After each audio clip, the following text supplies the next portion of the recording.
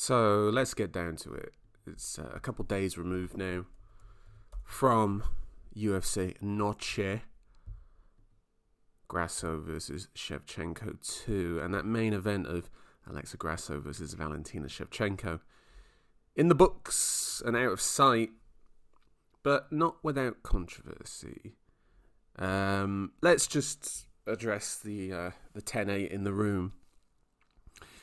That fifth round is not a 10-8 round. I mean, the result was a draw. One judge, 48-47 Shevchenko. That's fine. One judge, 48-47 Grasso. That's fine. In fact, that's the score I gave it. And one judge, 47-47, and they got that after giving 3 rounds to Shevchenko, 2 to Grasso, with the fifth being the 10-8. That felt like the classic, I can't make a decision, so I'm just going to let someone else do it. And in the end, no one did. So that's good. Look, here's how Grasso won the fight. And that flurry in the fifth is kind of a great example of how she won the fight. Which is that overall, if you go minute by minute, if you take all 25 minutes and you say who won the most minutes of the fight, you would say Shevchenko. Shevchenko won the most minutes of the fight. However, we have 5 rounds. So it gets broken down into 5 rounds. And if you go off the rounds, Grasso won more rounds for me, in that she had bigger moments than Shevchenko in the rounds that she won. So if Grasso hadn't had the big moments that she had in rounds 2, 4, and 5, 2 being the knockdown, 4 being the failed takedown from Shevchenko, which led to the knees and the shots up against the fence, and then the 5th round, the head and arm throw mistake from Shevchenko, and then the ground and pound from Grasso, and the sub-attack, she had the more significant moments in the rounds that she won. The rounds that I had Shevchenko winning, which is rounds 1 and 3, Shevchenko won the rounds, but she didn't really do much significant, apart from actually in the 3rd, when she had that mounted guillotine, which, to be honest, wasn't close, and I'll get into why that is in a moment.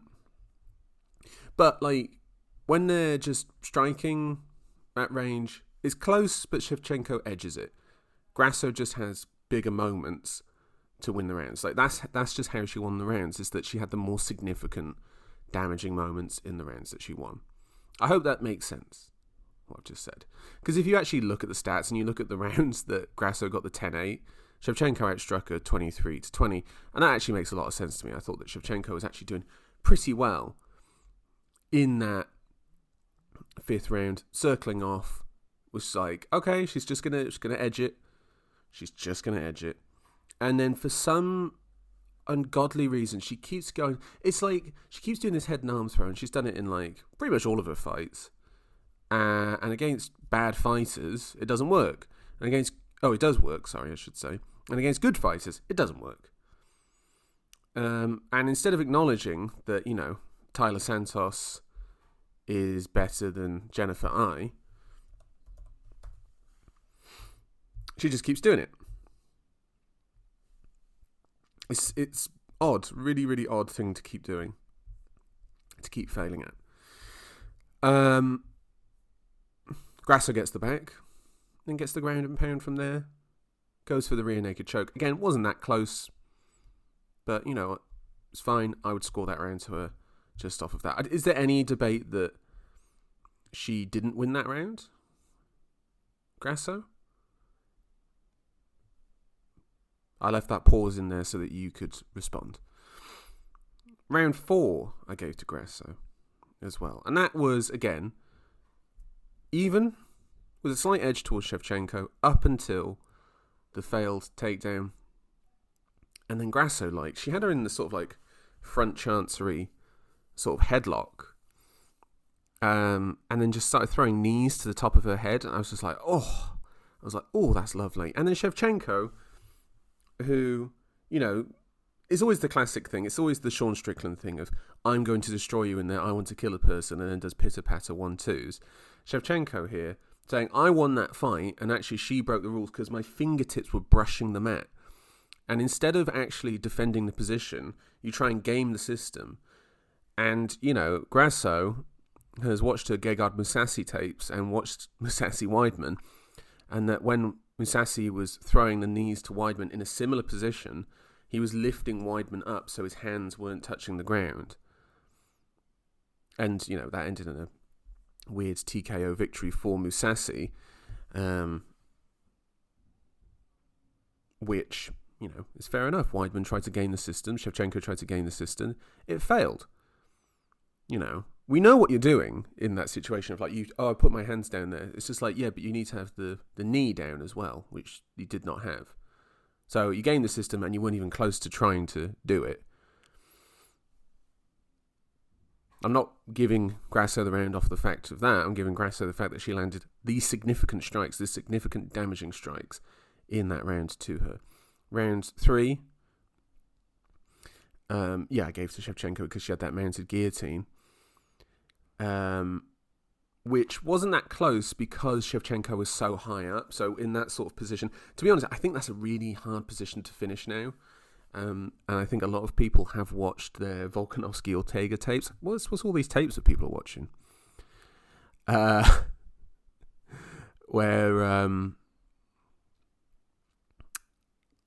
Whereby you're high up on there, so you can't and you can only really do palm to palm chokes. You can't get into the crook of the arm. So what I'm saying is Shevchenko is having to use her hands to clasp her hands together, which is a much easier grip to break that Grasso and lean on and break with even just your chin. If you get your chin in there, you can sort of lift it and maneuver it up as I'm doing that into the microphone. You can do that. And also you get a finger in there. It's much easier to break and you only have to break it a little bit. Whereas if you do the traditional guillotine where you got the hand on the bicep, and really this is the point I'm going to get to in a moment, and for a D'Arce choke, which is the superior choke to go for now, with the current meta, yes, that mounted guillotine looks super dominant. Yeah. But it's really hard to finish from that position. I mean, a guillotine in general is quite hard to finish from that position. And what you really kind of have to do is, if you're going to do the mounted guillotine, you have to do the sort of Luke Rockhold on Bisping one. Don't do the one arm thing because, not many people are that good at that. But extend your body across theirs, press them across their body so that you can actually slip more of your arm through from both sides and extend the grip and actually make it a lot tighter from there.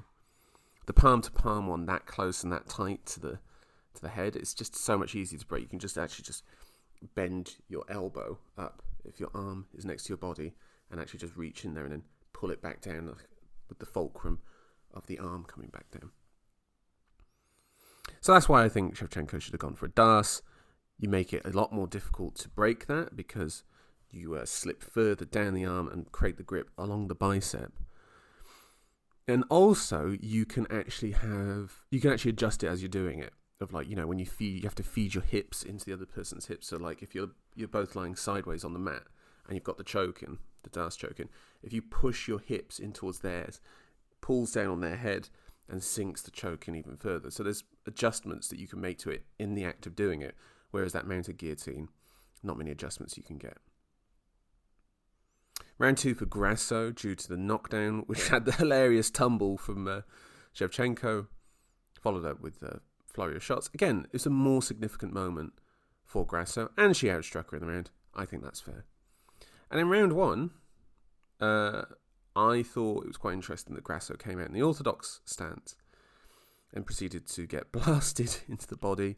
And then was just oh yeah, I should probably switch to southpaw. So bless her for that. Realising her mistake and adjusting to that. In terms of future matchups here, by the way, as I don't know if you can tell, but as I said before, gave it 3 rounds to 2 to Grasso.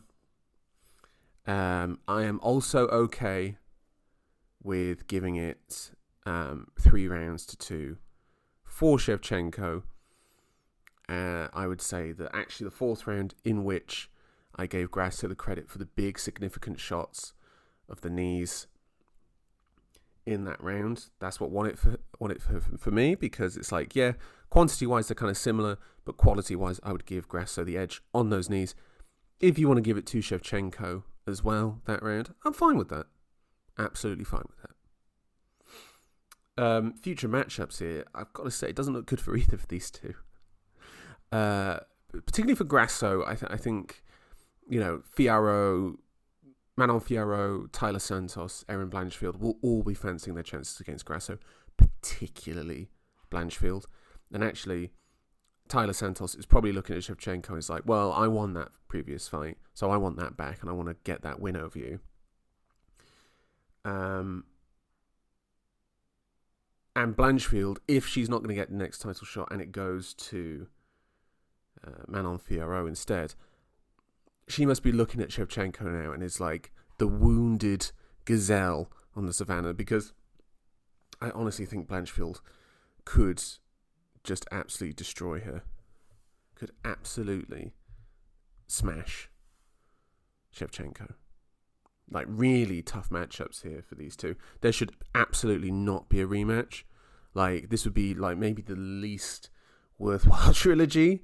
A double rematch for Shevchenko, off of getting finished in the first fight and in the second one getting a draw. Like, to me, that's the end of it. It's just like, well, Grasso's won one and she's drawn one with you. Shevchenko doesn't have a foothold in a trilogy fight, only because of some weird 10-8 judging. And if you're going to do it off the back of bad judging, come on, man. A lot of trilogies and rematches would be happening, and I don't want them. Really don't want them. And I don't think Shevchenko's earned it. Listen, you have to earn it out there. And there's no clear way that she earned it. There's no clear consensus that she won that. She won all the other rounds and that she was robbed on the scorecards or anything like that. I made the case there that Grasso won the fight, and I think it's perfectly fair. And there are other people that will do exactly the same thing for Shevchenko. There's no clear consensus here. No. So some people say, like, well, because of the lack of clarity, you should have a rematch. I also say stop holding up the division. Move on. For me, Santos Shevchenko. And then I've been hyping up Fiyaro for a long time.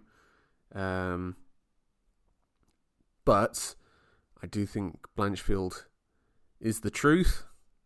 Personally, Santos Shevchenko, Fiyaro,